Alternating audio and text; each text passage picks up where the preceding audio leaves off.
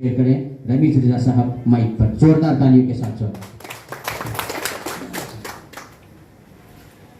2 साल बेमिसाल जनता एक्सप्रेस के इस प्रोग्राम में आए हुए आप तमाम तर महानुभाव को मेरा सलाम आदाब।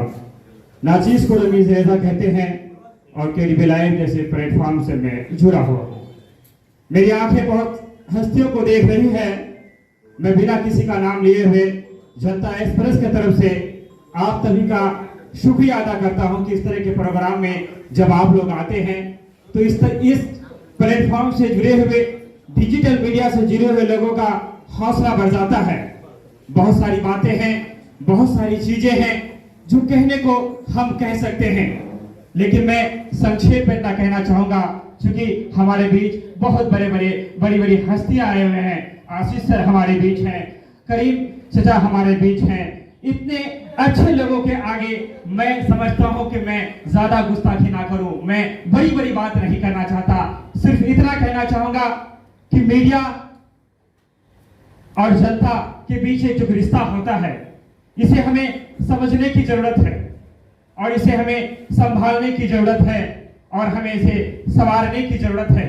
यकीनन गुस्ताखियां होती होगी, कमियां हमारे अंदर भी होती होगी। हम ये नहीं कह सकते हैं कि हम 100% परिपूर्ण है, हमारे अंदर कमियां होती होगी, हम हर चीजों को सही तरीके से नहीं कर पाते होंगे। आज एक दौर चल पड़ा है कि हम एक दूसरे के पीछे पड़े हुए हैं। हम प्रतिस्पर्धाओं के माहौल में इंसानियत को पनपने नहीं देना चाहते हैं। आज अगर कोई पॉलिटिशियन है तो वो दूसरे पॉलिटिशियन को अपना दुश्मन क्यों माने? अगर आज कोई किसी लाइन में है तो अपने प्रतिस्पर्धा क्यों माने?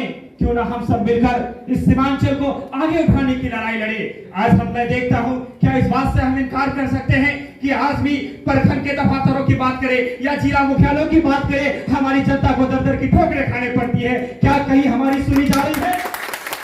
ये वही सीमांचल है जहाँ एक मामूली सा जमीन विवाद के लिए हमें कितना भटकना पड़ता है, क्या कुछ करना पड़ता है।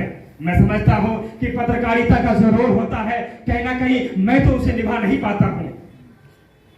मैं इकरार करता हूं, मोबाइल गवाह है कि दिल से जो चीजें होती है, मैं जो चाहता हूं मैं कर नहीं पाता हूं।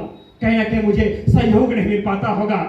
बहुत सारी ऐसी रिपोर्टिंग होती है जो हम कर तो लेते हैं, उसे चला भी देते हैं, लेकिन हम डरते हैं, हमें दबा दिया जाता है क्योंकि हमारे परिवार है। हम रातों का अकल नहीं लिखते हैं, ना हमारी सुरक्षा की गारंटी है। अगर आज हमारी जनता जब हम कोई अच्छा करते हैं तो हमें हमारी सराहना करते हैं, तालियां बजाते हैं, लेकिन कभी किसी ने ये नहीं पूछा कि वो इतना बड़ा बालू का दबंग माफिया था, वो इतना बड़ा भू माफिया था, तुमने उसके खिलाफ खबर चलाई, क्या तुम्हें उसने धमकी तो नहीं दिया? क्या तुम्हारे परिवार को लेकर उन्होंने टारगेट तो नहीं किया?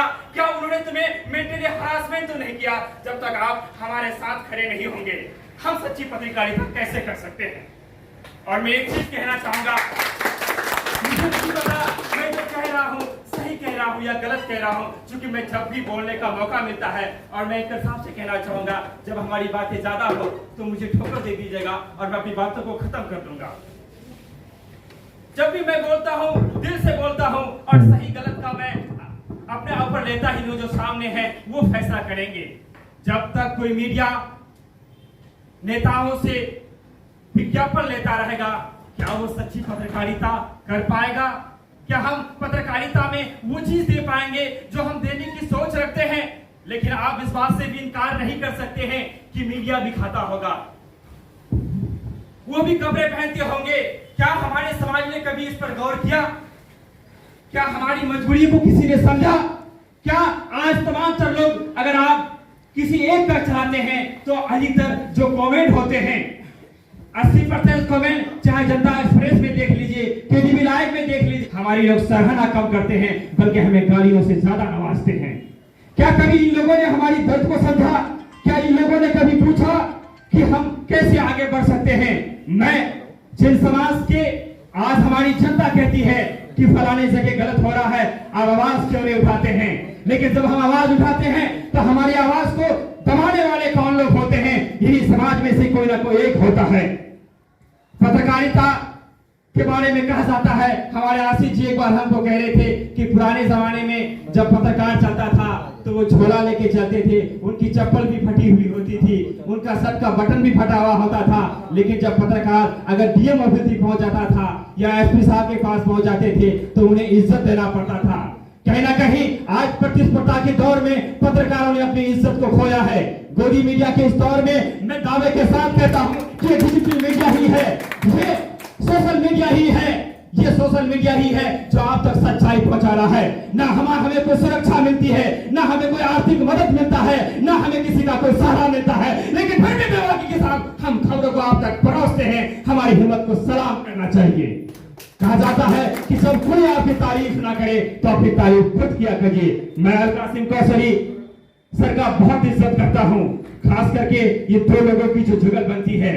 तौकीर बाबू जो हमारी ही पंचायत से हैं, हम दोनों एक ही गांव के हैं और मैं इस लाइन में उन्हें भी अपना सीनियर मानता हूं।